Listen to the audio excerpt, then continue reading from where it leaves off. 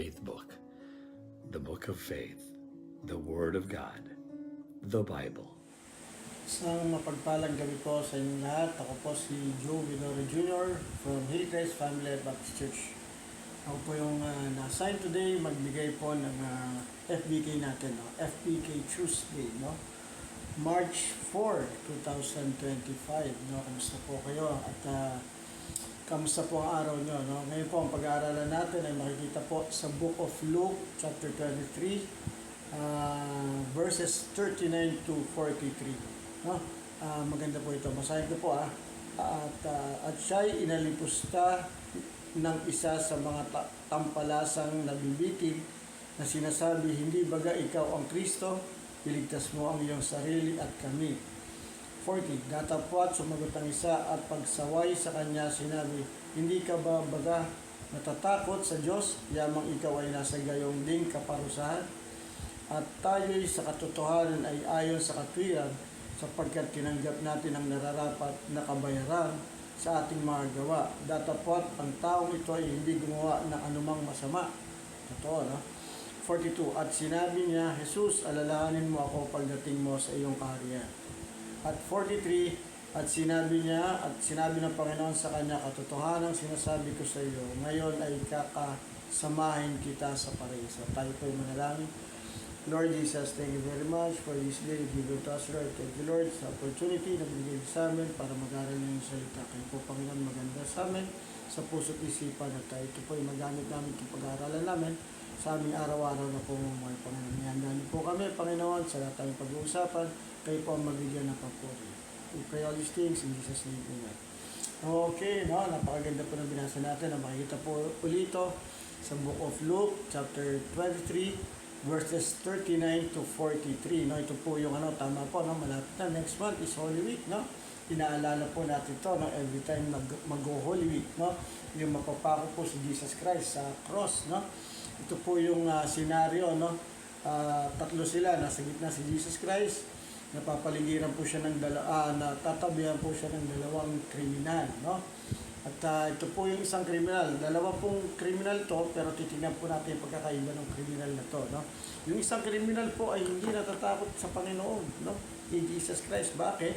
Ang sinabi pa niya dito, no? Datapwat, at siya'y inalipusta ng isa sa mga tampalasang nabibitin, no? Ibig sabihin, inalipusta po siya, no? Ito po, hindi walang takot sa kanya. Binastos pa po si Jesus Christ, no?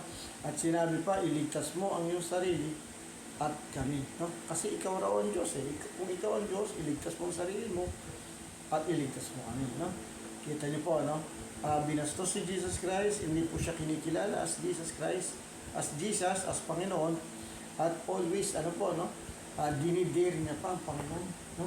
Para iligtas ang sarili ng Panginoon at iligtas sila, dalawa, no? Sa cross ng Calvary, no? Bumaba at iligtas. Napakalaking po ito, no? Kabastusan, disrespect, no? Sa ating Panginoon po, no? Pero yun po yung unang kriminal, wala po siyang takot sa kay Jesus. Pangalawa po ay meron pong yung pangalawang kriminal ay may takot sa Panginoon. Bakit po? Tingnan po natin sa verse 40. Datapwat sumagot ang isa, yung katabi po, nasa right hand po ni Jesus Christ, no? Sumagot siya at pagsaway sa kanya sinabi, hindi ka ba baga natatakot sa Diyos, yamang ikaw ay nasa gayon din kaparusahan, no? Sinasabi niya, ikaw ay pinaparusahan dahil sa ginawa mo. Hindi ka ba natatakot kay Jesus Christ na walang kasalanan pero pinaparusahan, no? Sabi po na itong pangalawang kriminal, na may takot sa Panginoon, may respeto sa Panginoon at ino-honor ang Panginoon, no? Kita niyo po, no? Si Jesus, nakikita nitong pangalawang kriminal na ang Panginoon natin ay walang kasalanan, no? Walang kasalanan. At pinako siya na walang kasalanan, no? At pangalawa po, nakikita rin itong pangalawang kriminal na siya po ay isang makasalanan.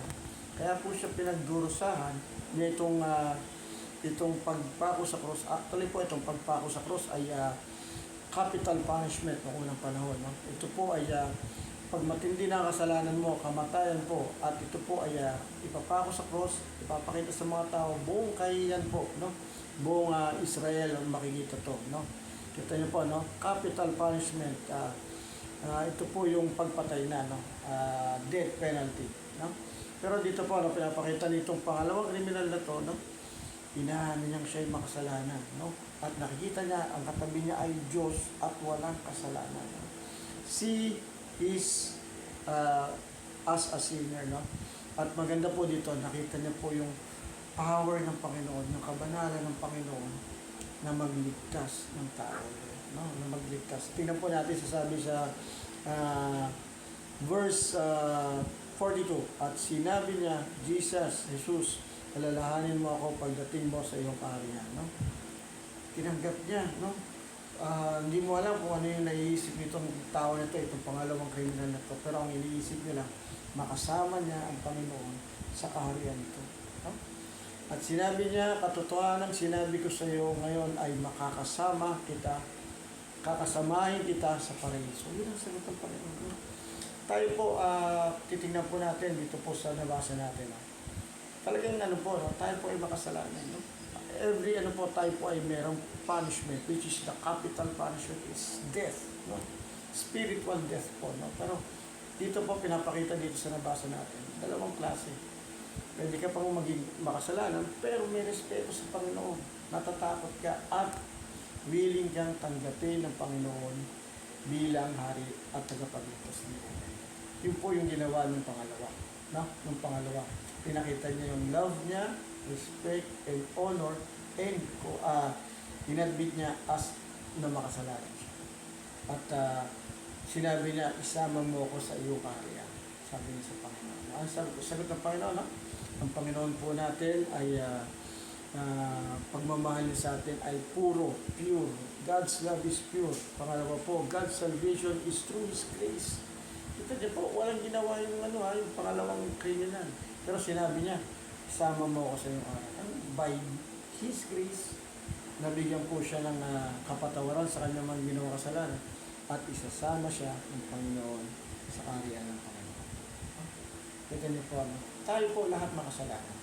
Ito po ay isang istorya na makikita natin. Tayo po yung pinag-uusapan dito. Makasalanan tayo. Once a sinner. No? Pero po, because I accepted Christ as my Lord and personal Savior, no? Pinatawad niya ako, tinanggap niya ako sa kanyang kaharian, no? Wala na po yung kasalanan. No? Dito rin po, ganyan. Kaya ngayon po, it's a challenge for us. Kayo po ay kriminal. Tanggapin niyo po, criminal kayo. Marami kayong kasalanan. Pero as long na hindi niyo tinatanggap ang Panginoon as Lord and personal Savior at ina-admit na makasalanan kayo, mamamatay rin po kayo. Makasalanan pa rin po. No? Pero kung kayo po ay tatanggap sa Panginoon, tatanggapin niyo ang ino-offer ng love ng Panginoon na salvation, makaligtasan, by means of admitting that you're a sinner and accepting Jesus Christ as your Lord and Savior, no? Yun po, at sa buhay nito, kayo po ay mawawala ng kasalanan na po. At isasama niya po kayo sa inyong kaharian, sa kanyang kaharian. No? Magandang gabi po, ito po si Gabi Dora. Magandang gabi po.